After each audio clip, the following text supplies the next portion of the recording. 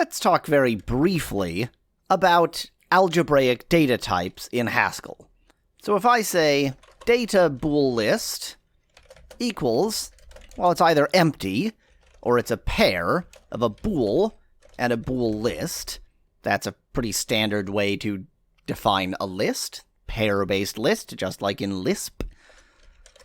I'm going to add a little bit of a cheat here. If I add deriving show, that's just a quick Haskell cheat to make it printable, so that we can actually print elements of our bool list.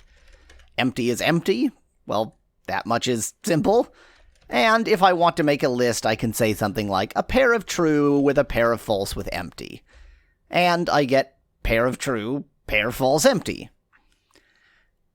And this might seem like a pretty uninteresting way for it to return, because after all, I just typed in this string and it gave me the same string back.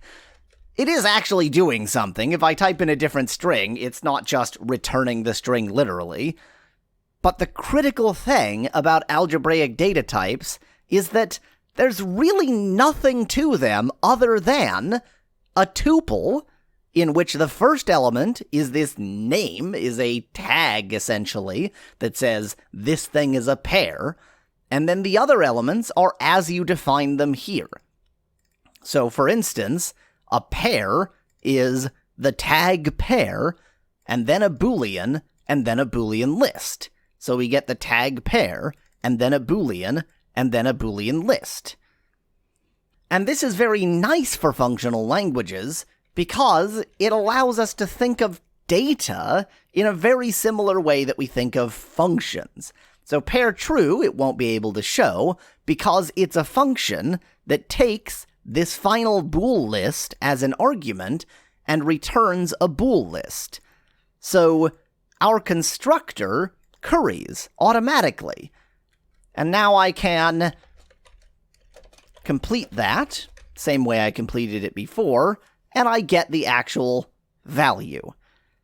And this means that calling a function creates data that looks like the function call. Now, why exactly you would want it to look like the function call may seem a little bit mysterious right now, but perhaps you can think, well, if functions are our only way of expressing anything, then being able to express data like a function may be helpful later. And indeed it will be when we get to pattern matching. This does mean that these composite data types, specifically algebraic data types, look extremely different than the records you have in C named structs, the records you have in OCaml named records, or the classes you have in C++ and Smalltalk. In a way, an algebraic data type just kind of is. It's just a tuple, but it's a tuple that has a familiar form you've defined. Being able to think in algebraic data types is a big part of being able to use functional languages effectively, because this is pretty much the normal way of expressing all types. In fact, even a normal list built into the language is actually built as an algebraic data type in this same way.